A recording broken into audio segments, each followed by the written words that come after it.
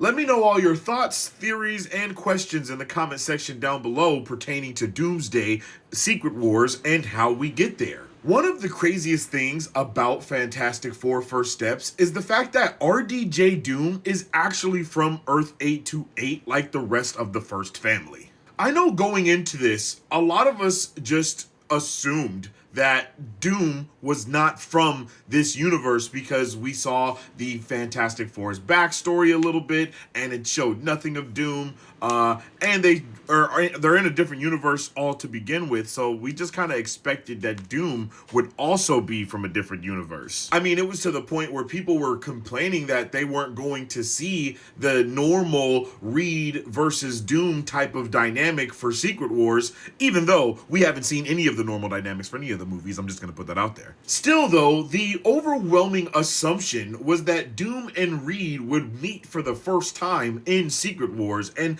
that led to most people being bummed out about it. The implications of Doctor Doom actually being from Earth 828 with Reed Richards and Franklin and all of these other characters, it is actually insane. We don't know the connection between Doom and Reed necessarily, but from him not being here at all when this whole event is going down, it's safe to say that maybe they're not on the best terms. And of course, when we get the post-credit scene, Sue does have this type of demeanor that makes it seem like she is off-put because Doom is in her house and she knows who he is. It's not like she's confused about who he is. It's more that she's confused that he is here. We can go one of two ways with this.